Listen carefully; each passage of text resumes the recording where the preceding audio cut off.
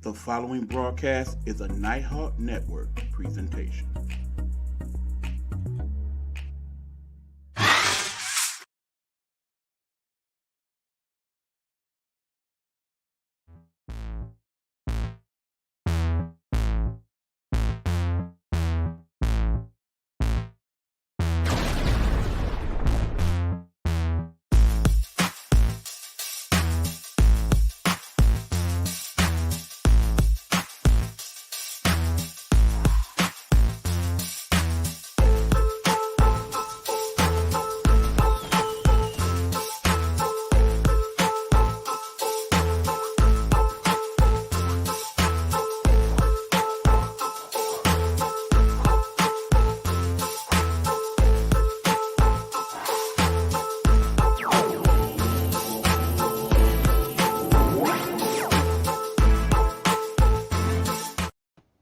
What's going on, people? It's your boy E Beezy, E Buck in the building, and yes, once again, it is time for that show we call Gametime Audible, where we talk about sports with you, our peoples. Shout out to everybody in the Nighthawk Network support group, and of course, in that thing we also call Pure to the Game. Those of y'all that follow the sports blog, and of course, if you do, then you of course know my host over here to my right. That would be the one and only Hugh D. Lee, the sports guru. What's going on, Hugh? What's good, E man? How everything going? Well, every day is a process. And that being said, for those of you that want to know what's going on as far as my personal, I will discuss that with y'all on my other show, which is I Am Nighthawk, which will air sometime later on this evening after this broadcast or sometime tomorrow. Energy pendant, of course. But in the meanwhile, we talking sports, so I'm ready to do it, and we ain't gonna hold y'all up like we have in these last few weeks. We getting straight into the main sports focus right now, which is those NBA playoffs. We in the second round, and we ready to talk about it. Which one you want to go with first, Hugh? Just shook my head, man, because I'm just seeing now Robert Williams will be starting for the Celtics. It might not mean nothing after this game because I just feel like the inconsistency and not really because of the players. I can't really 100% cold-heartedly put it on the players, but Joe Mazzulla is probably one of the worst coaches right now, man. People question his actions and some of the things he did at the regular season point. People was like, what's going on with this guy? Can he make or do he know how to make adjustments? I still feel like, and I've talked to you about it a lot. I've been very critical of Boston, man. Probably not on air, but I've been very critical of Boston and how they was playing and how they execute. And you said, man, why are you so critical of Boston? You already know how I felt about the whole thing with the Emmy Udoka. I didn't like it, didn't feel like that was cool. I understand if that's their policy, that's their policy. But like Stephen A. Smith said, it wasn't the NBA policy, it was y'all policy. Y'all the ones who talked that man and got that man out of town. And now y'all struggling. Y'all can't blame nobody but yourself, man. Most times you live and die by the coach.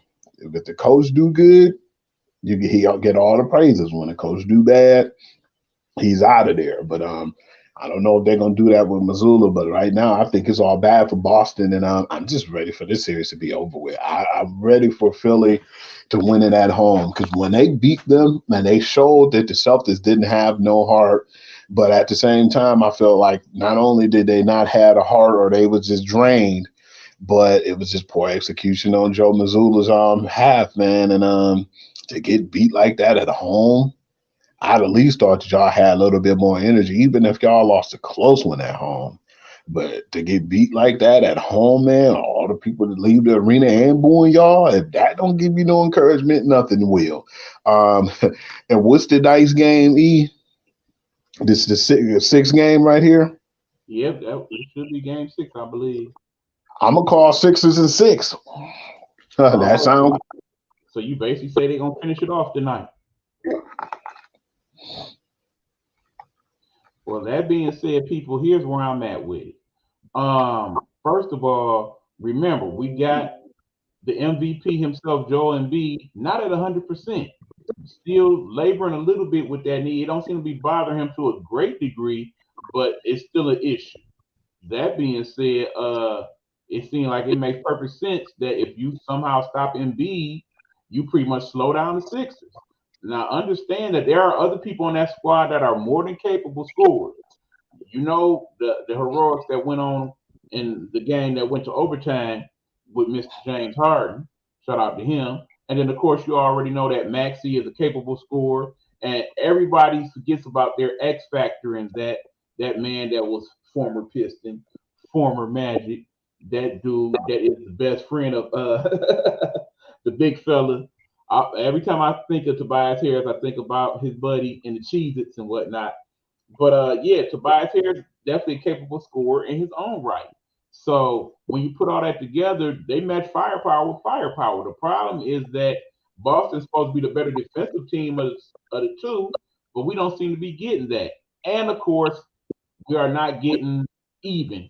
In other words, the two main scorers on Boston, that being Mr. Brown and his partner in crime, Mr. Tatum, one dude to get off, the other dude won't.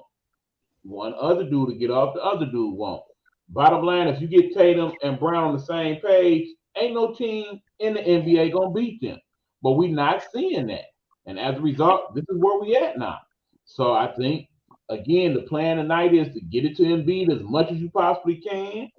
When you get tired, let Harden do a little bit, let Tobias do a little bit. Next thing you know, we got a nice little blowout on our hands. That's how it should go. Will it go that way? We shall see. But yeah, that I, being said, I still say whoever win between these two teams, they going to the final. I don't think they're gonna. They'll just be a consolation prize because I feel like whoever go out the West, man, gonna really act fool, man. Right now it's kind of scary too. Thinking of we're gonna go over to one of the Western Conference teams, which is Phoenix and Denver, man, which has been really surprised because it's been pretty good gameplay. Denver came out and played like they want to be here and they should be here. Kevin Durant gave all the props in the world to Jokic, and I just was really surprised to see how well they executed. But at the same time, we got the bubble Jamal Murray. I can't even say bubble no more. I'm gonna say a healthy Jamal Murray, Michael Porter Jr., and I just feel like that team and man, Caldwell Pope. I didn't even think about him. And it's a lot of pieces over there. Aaron Gordon, man, a lot of those guys came over there and they came over there with a purpose and they're executing that purpose. And do they play tonight? Because they're I definitely feel like whoever come out of that Warriors and Lakers series, man, they in for a run for their money, man, because that Denver teams look they're totally a different team now than what I seen before in the past. And I think they got a point to prove because so many times before, I felt like Joker really cared about more about the MVP versus how far he got when they was in the playoffs because it showed. Most times they'll be one and done in the second round. You know they get swept. So I feel like this year he wanted to make a statement. When they asked him about the MVP, he said, I can care less about the MVP. I want to win and I want to go deep into the playoffs. And he got his chance right now. So with that series and that being said, who do you feel like is going to come out of that series once that's all said and done? Well, see, here's the problem we got on the Sun side. First of all, and I do believe tonight's game is in Denver, actually, so that's going to be interesting. But that being said, we got two different Suns teams. Basically, we got the team that plays when CP3 was healthy, and for the most part plays primarily the starters most of the game. And then we got the Phoenix Suns team that when CP3 is not in the lineup, which definitely goes to the bench and finds people like young Shamit, for example, that suddenly find their way on the court and actually contribute. The thing is, could they beat them with a healthy Chris Paul? Maybe, maybe. But I don't think we're gonna get healthy Chris Paul, even if it somehow managed to triculate itself to its seventh game and Chris Paul plays. We know he's not gonna be 100%, particularly Boy, with back. that groin, because that groin injury is something that does not go away in a couple weeks like that. So all That's a that being said, the Nuggets they might be the deepest team in that's left in these playoffs in terms of the starters and the bench. So I feel like they do they full capacity. This thing's over tonight. We might have two games that's going to be an end. But that being said, I felt like that last night about the teams that played, and we'll get to them in a minute. And somehow both those teams managed to live another day. So I'm thinking one of these teams, either that being the Celtics or that being the Suns is going to survive this evening.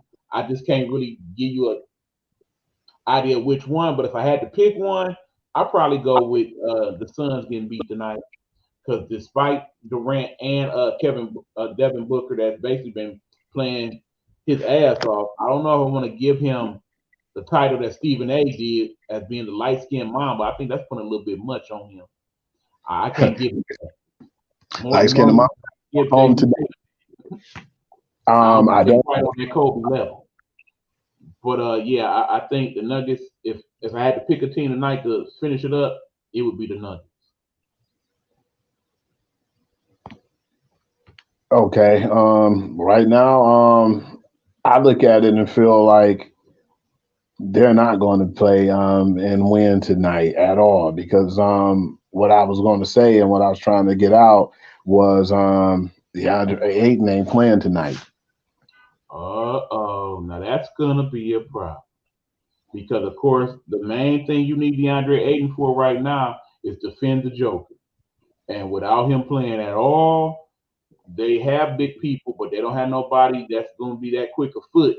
And keep in mind, the Joker ain't the fastest dude, but he is crafty. So yeah, a big night from Joker equals the end of the end.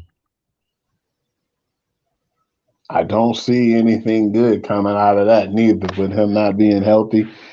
They don't have enough big men over there. Who gonna check him? Kevin Durant. I mean, yeah, I definitely feel like their number is up or their time is up, and it was a good run. Everybody felt like when KD went over there to Phoenix that they was going to make an impact, that they was going to do something, but I don't see it, not this year at least. And I want to talk about the game last night, which we looked at and we were surprised because when Golden State lost at home, that caught a lot of people off guard because usually they do bad on the road, but to lose at home really caught me off guard too. But for them to be alive still, and I was telling you yesterday, I wasn't so sure about those guys because they'll go up so far just to let them right back in the game, and they constantly was getting back in the game. It felt like once not KD, AD went out. Once Anthony Davis finally went out with his concussion, and he was sitting out. That's when they made an even stronger run, and then they end up pulling that off. But man, it's gonna be hard going to LA and trying to win one, and that's where they had their woes at is on the road too. So it was kind of funny to me, and a lot of people been talking about it, and I know we're gonna get Pride and a lot of other people who chime in and talk about this, but it was funny to me to see that at times in crucial parts of the game where baskets needed to be made. Jordan Poole was making some bad decisions and he kind of didn't show up. We can't blame it all on him because a few times I know I even heard Pride say Steph Curry was shooting crazy, questionable shots too. But the difference is he works on that and he do it all the time versus a Jordan Poole rather than him get a look and get in the close and shoot a regular 3-pointer and a regular shot distance. He want to shoot far out and crazy distances like you Steph, but you're not Steph, man. You Jordan Poole. You need to play Poole's game. They're not paying you all that money to try to be a Steph clone. They're paying you that money to be Jordan Poole, and I just don't feel like you get that right now. And that's the big discrepancy right now with the team. And a lot of people are saying, oh man, but when Steph do it, it's cool. When other people on the team do it, y'all look at them wrong. But at the same time, if you're known for those shots and making them, then, we'll give you props and give you credit where credit due. If you miss a shot or two, man, I mean, that's just life. But with Poole, man, he's just playing into a game right now where I think that he's not safe because I don't see them keeping him around long if he continued to do that and play out of his character. See, here's the thing: if you are a fan of good old fashioned old school basketball, watching the Warriors on a daily basis is very hard for you to stomach because they are basically the architects of today's new NBA, where basically players designed to run and gun and to shoot up as many 3-point shots as possible. So it would seem. And if you can't, then you go in and lay it up and get the dunk. Now, remember, one of the main things that they are focusing on in the broadcast is the fact that the Lakers are the team that's shooting the most free throws in these playoffs, and the Warriors are the team that are shooting the least amount of free throws. That's because basically they go down and they running and gunning. No time to get fouled when you're shooting it from 20, 30, 40 feet. So there's that. And the thing that frustrates me so much is that the Lakers are not playing to their strengths, and the Warriors are playing at a weakness because basically the Warriors, the problem they had pretty much all season is that when you live by the three, you die by the three. And we said that time and time again. And on those nights where those long threes ain't falling, they ain't making the proper adjustments to where they start to get it inside and to start shooting the mid range. There are good mid range shooters on the Warrior squad, but it's so rare that they shoot them unless the clock is running out that you don't know that. I mean, bottom line, Gary Payton the second, for example, will probably average more points if he would just basically shoot the mid range and stop worrying about dunking on everybody. Klay Thompson most definitely would score more points if he would stop basically waiting for the three to set up so he could shoot it. Usually on those games where Klay is out of his mind, those games where not only is he hitting the threes, but he's taking it to the hole and getting free throws as well. He has forgotten himself. The person that's basically been consistent throughout these playoffs is Wiggins because he does the combination of the two. If more people on his team would do that, then I think they wouldn't have no trouble with the Lakers. They would actually beat them right handedly. The problem on the Lakers side is the fact that they got two of the more dominant big men in the league, and they're not doing enough of their due diligence in the post. It's like you seem to have to hurt damn Anthony Davis' feelings in order to get him to play like Anthony Davis. He'll do it for one game, and then the next game he back to kind of just being in the background. And as far as LeBron goes, yeah, he is dominant in terms of having the ball in his hands and whatnot. But at 6'9", 260, there's not too many people in the league that can deal with him in the low post. But for some reason, he gets to being soft about it at times and don't want to go in the post. If them two people basically played the post game and played the high low and whatnot, this game would have been over. They would be at home resting right now. But for Waiting some for the reason, next person. we just not getting that. And in the end, the bench staff sometimes they show up like Kenny Walker or Lonnie Walker the third, the fourth did, and sometimes when like Hachimura show up, and sometimes they just in the game. I mean, in the first round, Hachimura was definitely a key factor in why they won. Where has he been in the second round? I mean, I really don't know who's gonna end up winning this series at the rate it's going. I'm actually shocked in seeing the differences. It's like the tales of two tapes when it comes to both of the teams. But my biggest concern is, like you said, LeBron shooting a lot of threes. They trying to out shoot the Warriors and AD, man. You don't know with him. He might trip and fall or might get fouled too hard and he might be out the game. But at the same time, they got a whole clutter full of mess over there that's going on at Golden State. I feel like if they just capitalized and played their game, LA definitely, like you said, to be at home right now. And speaking of teams who I thought was going home, I was surprised too with the Knicks series. I was really pissed off, E, and I don't care what nobody say. This is just my opinion. But as an old school fan, E, I know you're gonna back me on this 185, 95, damn near 200%. You don't go out and you don't do what Julius Randle did in that press conference. I was still surprised with that when he basically, when they asked him what's going on, what was the issues, and what's happening with you and your team, and why is it like this right now? You guys are down 3-1, and it's like you're not even putting up a fight. And he said, "Well, I guess Miami wants it more." I would never in my entire life mention anything like that to nobody, especially the media, because that made them come off as selfish and it made them come off as being soft. Even if they did go on and win the next two games, man, that's not good to be labeled like that. And I just feel like he should have known better. I still feel like by him not having no heart and Jimmy Buckets having enough heart that they will survive and they will go on to the next round. But that's going to question Julius Randle's character. And if he stay on the Knicks, people are going to start to second guess and say, well, man, did this dude really is he still focusing? Is he all in with the team? I remember hearing that before with the Bulls and the issues they had with Zach LaVine. They didn't think that he was all in. I don't think the people gonna feel that way with Julius Randle now. I feel like they're gonna look at him like he's not all in, and not only that, it's kind of like he giving up on the team, and he doesn't really have the will to win.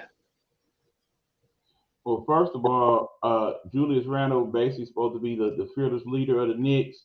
That is not good leadership. Saying what you said, it really isn't. And I do agree with you, Hugh. That's definitely something that shouldn't have came out of his mouth, particularly in that New York market, where basically when you come off like that, you're gonna get swallowed whole by those New York sports writers and the fans. So trust and believe if they do not win this series, I would not want to be Julius Randle trolling around New York until the next season because it's not going to be a friendly place for him to be. That being said, uh, if I'm Dallas Mavericks right now, I'm so highly upset that they allowed for Mr. Brunson to get away from them because clearly he was not utilized correctly in Dallas. Pretty much. And if he had been utilized correctly, there would never have been a need to go get that young man they got from Brooklyn. We all know who we're talking about, Uncle Drew, because they probably would still be in the playoffs right now with him and boy, it's Luka just Doncic. yes, there you go. I mean, bottom line is it's frustrating to watch the Knicks, to be honest. First of all, the bench is definitely depleted since Quigley is out. Grimes is like very Sometime in. inconsistent. RJ Barrett, definitely inconsistent. And then you got Robson when they basically went to the hack of Robson right last night. I mean, good for him that he actually hit most of those free throws. But and the same token, that will come back to haunt them as well. I mean, Jimmy just wasn't feeling like playoff Jimmy last night. You could tell. If he had been, this would have been over. Because even with him not feeling like playoff Jimmy, They they almost. still are a Robinson three or two away from ending this bitch. And keep in mind, the reason why we are here at this point still playing them is because there is no Tyler Hero over there for the Heat. If he had been healthy right now, this definitely would have been over. Yeah, They probably probably in would have four had games. blowouts, in fact. But all that being said, tomorrow when they play in Miami and Jimmy gets to being playoff Jimmy and starts to get that golden glow, I got a feeling it's over. Yeah, it's just a matter of time. The Knicks, they still not quite ready for prime time. And I know the NBA probably prefers them to win this series because it's New York and it's the bigger market. And they got to be happy with the fact that they do have New York and LA both still kicking in this playoff because that's good for the television audience. But all that being said, I think when we get on here next week to discuss, both of them teams probably will not be talk. Well, the Knicks for sure. The Lakers, we still have to see. But all that being said, Hugh, we didn't talk about the four teams now. Let's go down the list. Who we think gonna win these four series right now? I definitely got the Heat winning this one. What about this one here, Hugh? Yeah, I still feel like the Heat got enough in them to win, and I feel like I believe Philly will win, and I said Sixers and six. Please, if y'all lose tonight, though, man, when we have the discussion next week, it'll definitely be a change of heart. They have to win tonight and to try to close that series out. Because if they let Boston claw their way and win this series, man, or win tonight, I don't see Boston losing again at home. I mean, bottom line, I think the Sixers are going to win that series, and I think in the process of that, they're going to break up that Boston squad. I mean, we pretty much know Brown probably definitely going to be going, and of course, one of the places he is rumored to come to is here. And of course, now, of course, the rumor out there since Udoka is now the Houston Rockets coach that he might want to go down there to Houston and play with him. And Lord knows, you put him with Green and a couple of other folks on that young squad and get a decent pick out the draft, you might be on to something. But I think it might be Marcus Smart last go around, and would not be surprised if the Warriors decide to go ahead and cut Draymond loose if they replace him with Marcus Smart, because that's Yeah, just that'd be a good an idea. ideal fit. But that Hmm. being said, like I said, I got those two in the East, and I think, like I said, whoever wins between Philly and Boston will win the East and go to the finals. As far as the West, I'm still kind of shaky on Lakers Warriors. I kind of want to give the Lakers a slight edge, assuming that AD is not hurt for real and will come back in Game 6. I think they will end it in LA. As far as Denver and Phoenix, yeah, I think the Joker and them pull it off. And if I had to have a gun to my head, I would go with Denver going to the finals in the West right now. Hmm. And of course, Yeah, that because would be a great series to see the Nuggets and the Sixers play in the finals. Joker versus Embiid, that's definitely some good playoff basketball right there. out MVPs. I still feel like with that being said, if that even came out, man, just imagine, man, out of those two, if either Embiid or the Joker won, what would that do to their careers too, man? Because they already got to cover the MVP award. Joker got back-to-back MVP awards. To be teams that we look at and feel like couldn't get the job done, and they'll get right there, or we'll always say that they're going to be one of them teams who's going to be there, and they always disappoint to actually get there and win the pinnacle of all pinnacles, the NBA title. That would be something that I'd be looking forward to. That's something you could write a book about.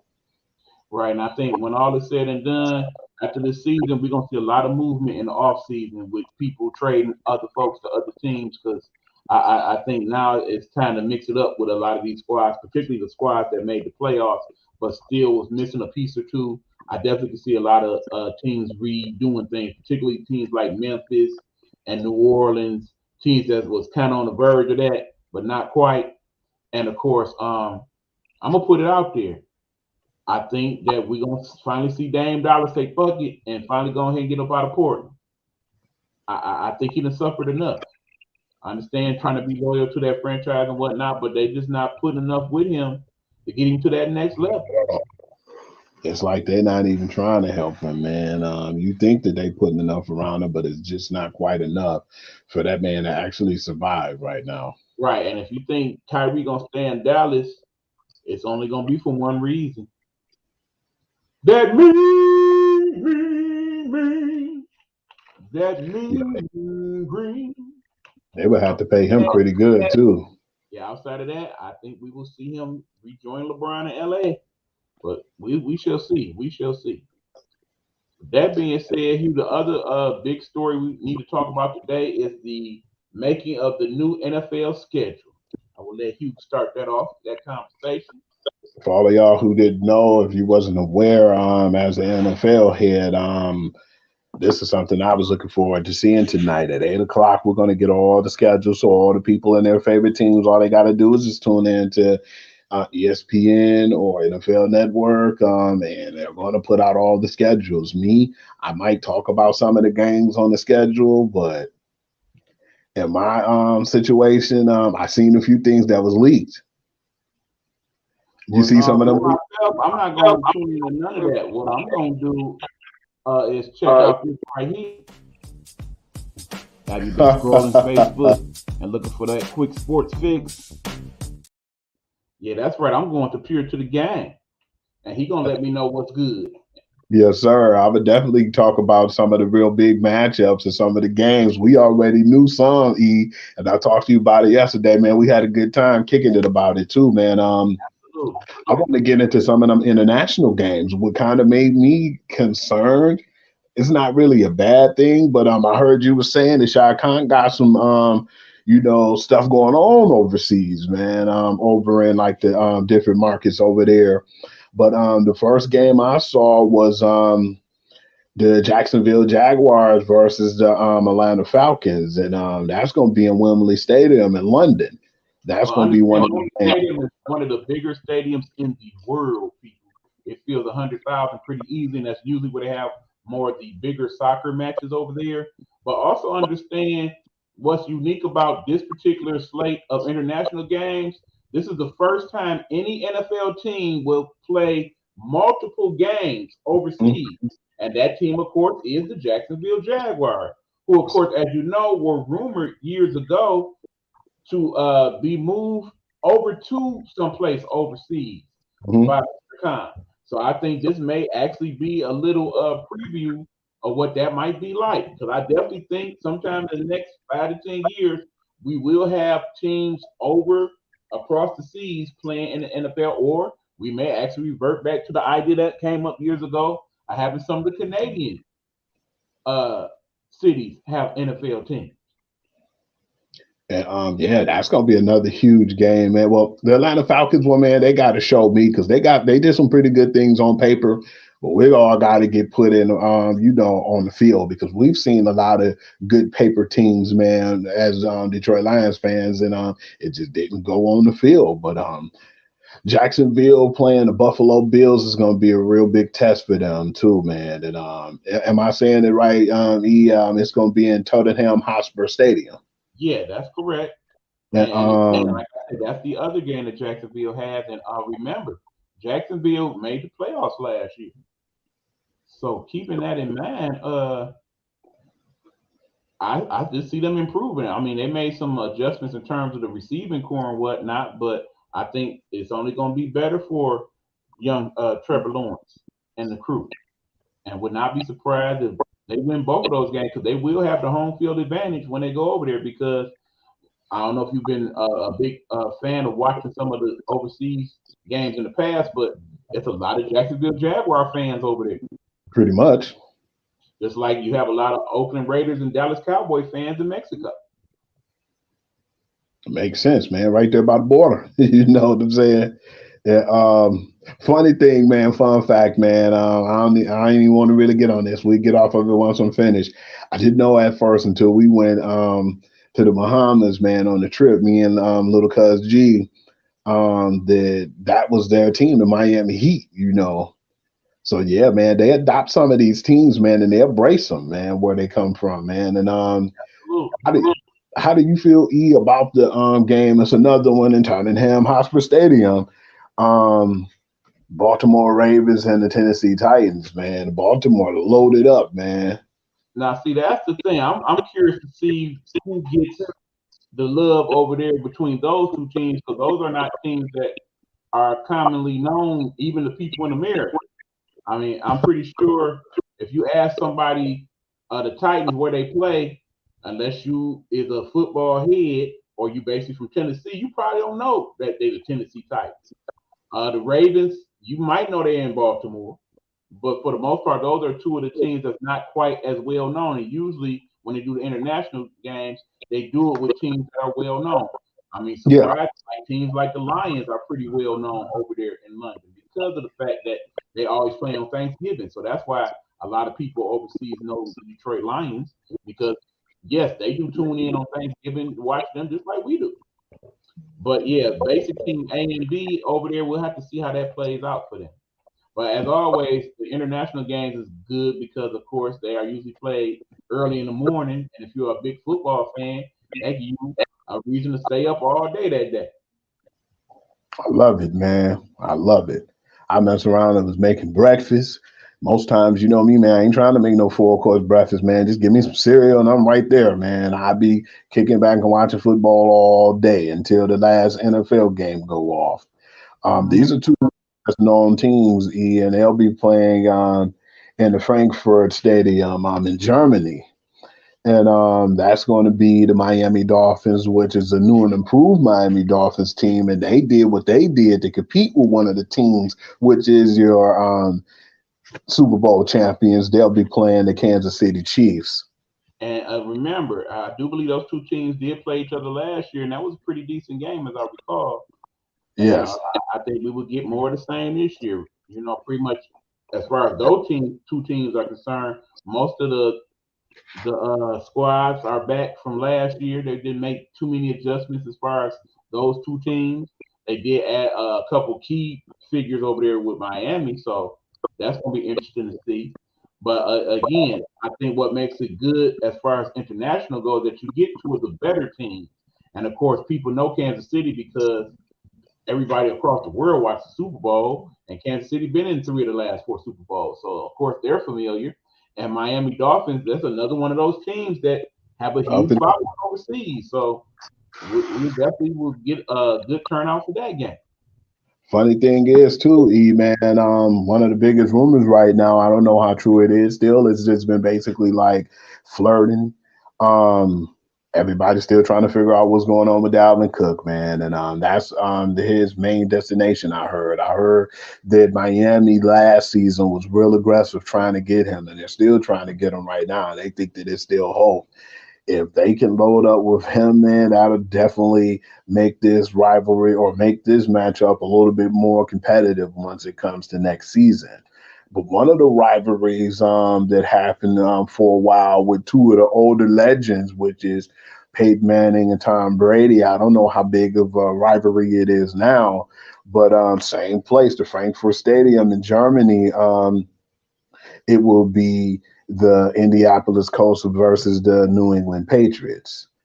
And I want to Yeah, know that I'm sure Richardson. that'll probably be a big Patriot turnout there. But I'm curious to why this rumor has surfaced in the last couple of weeks. The fact that apparently the Washington Commanders at one point reached out to former Indianapolis Colts quarterback Andrew Luck last year to see if he still was interested in coming back to play in the NFL.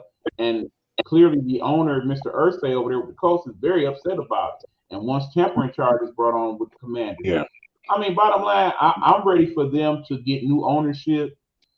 Hell, if they need to move them to somewhere closer to actual DC or whatever they need to do to make that a more viable franchise, please do so because they starting to be an embarrassment right now. What's funny to me too, Urshay was in that limelight at one point, man, where he was being an embarrassment and a thorn in the NFL, and finally glad he's starting to get it together. Don't mean he still ain't an alcoholic or anything. He just probably better at hiding it. Hey, well, some people's billions is worth a little bit more than other people's billions. It's kind of hard to feel any sympathy for people who are billionaires that have issues. It seems like in the ideal world, you got enough money to fix most of what ails you. I understand big money, big problems, and all that. But that being said, I wouldn't mind having some of them problems. Keyword being some. Funny thing too is we already found out this one. Big ups to my girl Latoya, man. We were talking about that. I appreciate the love she was giving the Detroit Lions and talking about how we improved. While I already just looked and amazing how well the Kansas City Chiefs played and how graceful they are, man. A lot of people gonna start hating that team because they remind me so much of the Patriots. They'll take pay cuts and do whatever they need or they feel and deemed is necessary to win. And Patrick Mahomes is not, shy of that neither. He actually did it last year, and I wouldn't be surprised if he do it this year. But yeah, that's the first game of the season. The kickoff game is going to be the Detroit Lions visiting the Kansas City Chiefs. How do you feel about that? Because that's a really huge step, man. It went from the Kansas City Chiefs winning the Super Bowl to us barely making it to the playoffs, but having momentum to facing the defending Super Bowl champions. Well, I love that. Of course, I love it because, of course, it's our Detroit Lions squad against my family squad, the Kansas City Chiefs. People come from Missouri, and we got many Kansas City Chiefs fans down there in Missouri that just happen to have that name Buckner attached to them. So, of course, I'm sure there'll be a little back and forth going on online when the time comes. But, under most circumstances, I do want the Chiefs to win. I'm not going to want them to win that night, of course, because they're playing my Lions. So that being said, I'm looking forward to the game. What I do want to say, because I thought about this earlier, Lions fans, if the Lions happen to lose to the Kansas City Chiefs, because of course, just based on what we know of the lineups right now, that's probably what should happen. Please don't go over the deep end. Oh, we done did all this and we done messed up the draft and and now we already on one. Don't do it, y'all. Don't do it. Because I You know know what? that's why that's why it's hard to this day for me to listen to Detroit sports talk because the main thing they always want to talk about is the Lions, and the minute they start doing bad, that's all they talk about. All them damn Same. Lions, same old Lions, such and such and such. Please don't do it. Remember, Kansas City are the world champs. Basically, they're in the middle of a mini dynasty. We are basically trying to get to that point. We shouldn't be there already. Okay? And understand if the Lions play the schedule that they are given and they make it to the playoffs, possibly we may get this as a Super Bowl preview. Yeah, I understand what I just said. I understand that I said that it's a possibility the Lions might make it to the Super Bowl. I And do know that they'll bring the take back up later on, but that being said, I'm not predicting that, mind you. But it's in the realm of possibility. Anything's possible. and this is a measuring stick game to me. That's why I look at it like, man, to see where we're at. Because you know what game that I said that when people were really mad, E, and I called you and I said, you know what, E, we all right, and we're going to be all right. You know what game that was? Even though we was grubbing and we was more or less focusing on getting our stomachs right, that Thanksgiving game.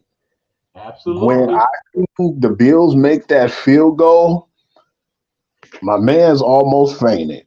Josh Allen, he looked over, and my man's Diggs, Stephon Diggs, kind of had a look of shock and happiness on his face at the same time. And you see Josh Allen say, "Oh my God." Like, man, those guys would not stop, man. He basically said something like they just wouldn't stop, because they knew if they failed and botched that field goal and we got the ball back, man, it would have been possibilities. What surprised me that game at the time was we was doing all them 4th and 1, 4th and 2 plays, and we kicked the field goal. And I feel like they did that because they felt like we had it, or it could have been just basically a precautionary measure. But at the time, too, I have to admit our cornerbacks and our, you know, safety, he was injured at the time, but the cornerback play wasn't that great. But now you got CJ Gardner and you got Mosley and Sutton and all these guys, man, who actually are pretty good because Cameron Sutton's a really good cornerback. And you got CJ Gardner, one of the top guys in the league with interceptions.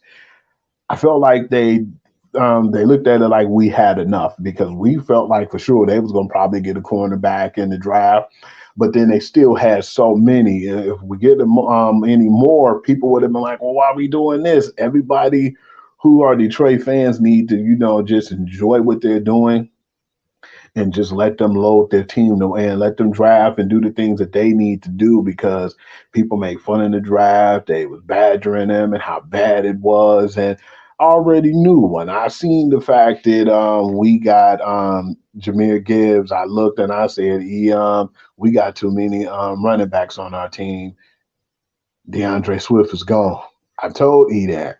And people were like, well, that don't make no sense that we got a running back because Swift's still on the team. Soon as the guy opened his mouth and said that Swift was gone within those 10, 15 Well, minutes, the I next had day. said even before the draft that I felt like at some point next year they was going to trade Swift because bottom line is he just not productive enough. And I'm glad he got traded to a place where he's comfortable. I wish him well in Philadelphia. But when all is said and done, if that running game is even more dangerous than it was last year, and we actually got a defense to go with it, Detroit gonna be a problem for a lot of teams this year. I'm not gonna sit here and say we're gonna make it to the Super Bowl, but I definitely can see us making the playoffs. Because what people don't realize is, too, man, my man's is like an Alvin Kamara, Christian McCaffrey type. He got the speed, but he can catch, man. They more or less wanted him on the Lions too because Jameer Gibbs is exceptional receiver, man. So I thought that they did a good job with the receiving core and bringing back Marvin Jones too. But they looked at it like, hey, why don't we just get a weapon, man? Not just a running back, but a guy can kind of do everything. And they put him in the mix because I think a lot of people, a lot of analysts looked at it and said that was a really bold, but it was a good move, man. And I think that they're trying to do that to go deeper into like a playoff run. A lot of people didn't like the Jack Campbell deal. And that I'm talking about Detroit fans, but a lot of those pickups we got, man, and then them getting Brian Ranch and getting like just loading, that was the biggest deal because I was surprised that he didn't go at the end of the first round, Branch, but when he got in the second round, and I was like, okay, are we gonna get Joey Porter Jr.? And they, of course, the Steelers wasn't gonna budge because they wanted to get their guy. But when we got Brian Branch, I didn't lose no sleep, man. I said, man, I kind of like the direction they're going, and I still feel like with them building the team, I think the sky's the limit. I'm just surprised right now, that like, cause they let go of a few of the knuckleheads who got in trouble with the gambling. Jameson Williams has got to be on a tightrope right now, man. Because I think he do anything else, Philly, man, he might not be with the team. So You got it's to a understand, you. mhm. Everybody else that was involved with that, they didn't let go now. When you account the fact that they let Barry Hill go this week as well, Jameson Williams is the only person they retained. So bottom line is when he get back in week 7 or whatnot, if he tightrope. ain't producing, this may be his one and done year for the Lions, for all we know. And Lord knows he can't afford to get in no further trouble. But since we done revisited the draft, I do have to say about one thing that we didn't touch on last week as far as the draft goes. You do realize that there was a kicker pick in this year's draft, something that rarely happens now. And the fact that he was picked in the 3rd round, nobody's really saying much about that. What's your thoughts on Jake Moody getting picked in the 3rd round? I'm just curious. Jake Moody, man, I know they love Jake Moody. We love Jake Moody, you know what I'm saying? But that dude's so clutch, man. Damn, the people looking at him like he the next Adam Vinatieri, man. And how good and how clutch Adam was, man. Not only he was clutch, but he won Super Bowls off that leg too. They're looking at him like that. They're saying he's just that good because there was a few games that I felt like we wasn't going to win as the Wolverines, and Moody kicked them out of those losses, man. So that dude is phenomenal. I think, like you think too, people was like, well, why didn't they get him in the 5th round or something like that? Because he had probably been gone by the 5th round. Some of I the mean, play, I guarantee you, if he had not been picked, he definitely would have been signed to the Lions that next day as a undrafted free agent. No doubt they was looking to get him. I mean, I would even go as far as say they probably would have drafted him with one of those later picks if he had still been available, because I hmm know they thought highly of Moody.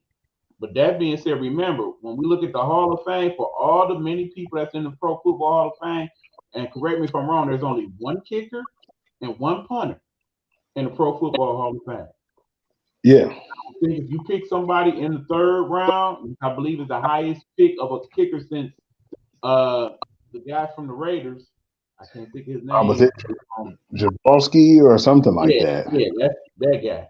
And he was a pretty damn good kicker in his own right. But yeah, when you pick a kicker that high, yeah, he better be hitting them. He better basically be Justin Tucker Jr. But all that being said, yeah, amazingly enough, y'all, this ain't gonna be a long show. We probably gonna touch on a couple quick things before we head out, but this is pretty much what we got for you. I know I want to go into this because me and you had a pretty decent discussion about this last night. The fact that we got the WNBA preseason starting, and tomorrow you're gonna get the first game at home for Brittany Griner. That should be a pretty good turnout even for a preseason game. And the fact that two of the world champions from LSU have been drafted and already been cut from their prospective WNBA squads. What's your thoughts on that, you? I didn't even think that would be possible to be drafted and to be cut that fast. I couldn't believe it at first. I thought, like, when you said that, I said, man, you must be kidding me, man. It definitely can't be the case because you can't be drafted to a team just to be released that fast. But yeah, it definitely happened.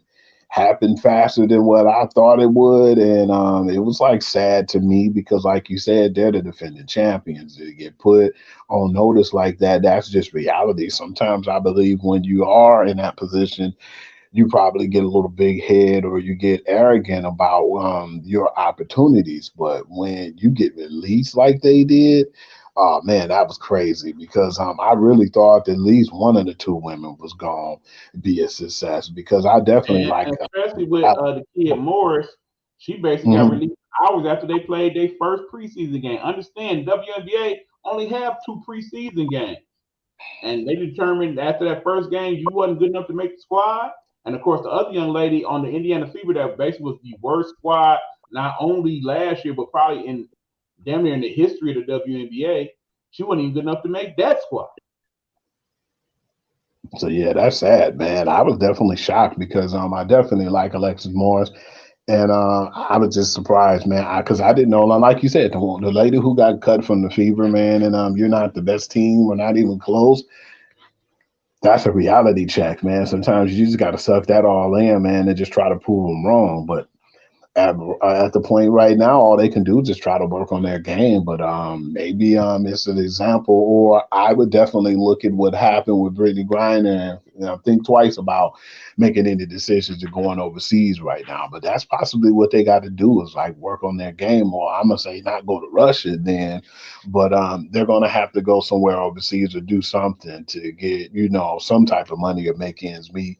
And the sad part is by them already being drafted and going through this whole process and having an agent and being able to do all these things to get to the WNBA draft, they won't be eligible to go back to college.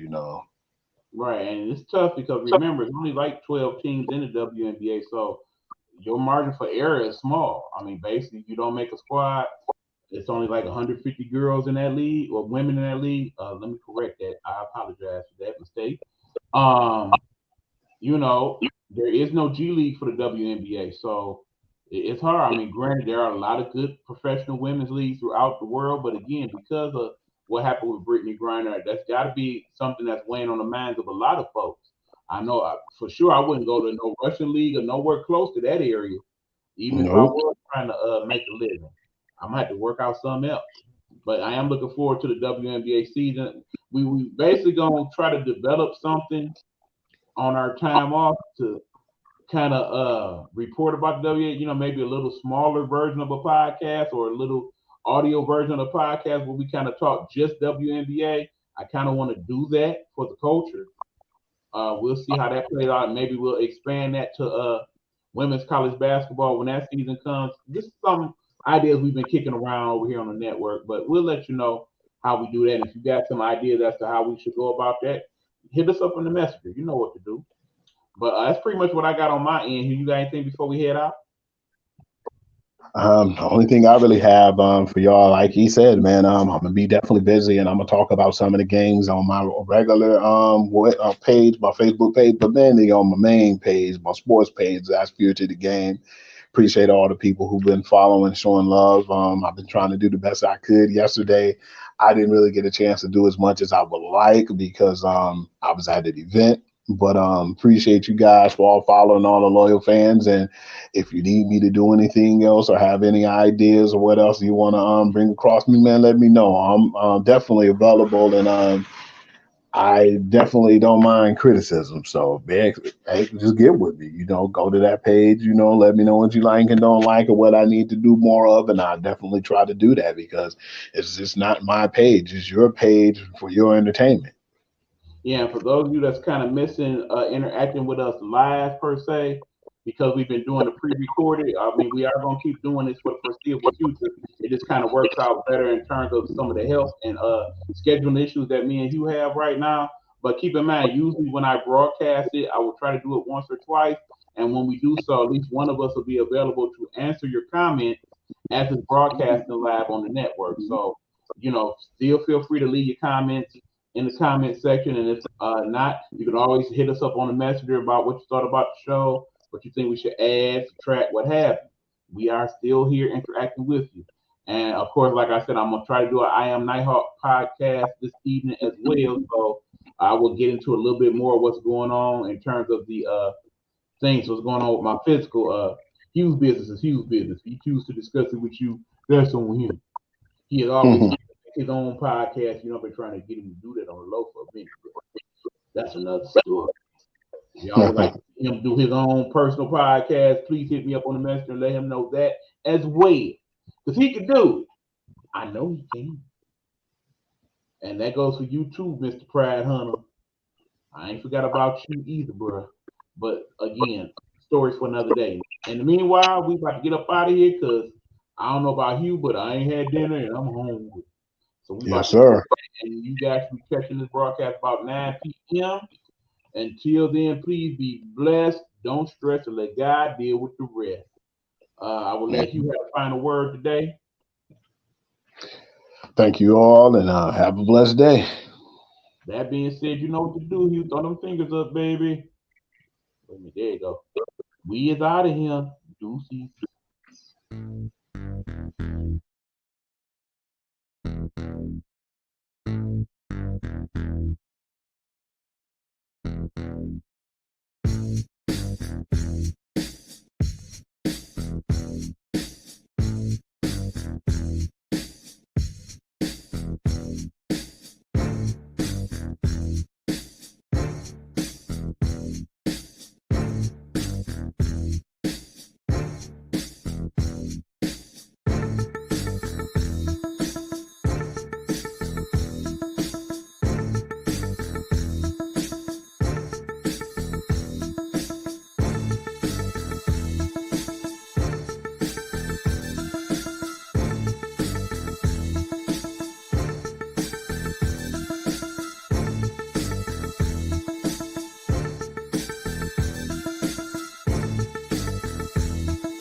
Game Time Audible is a Nighthawk network.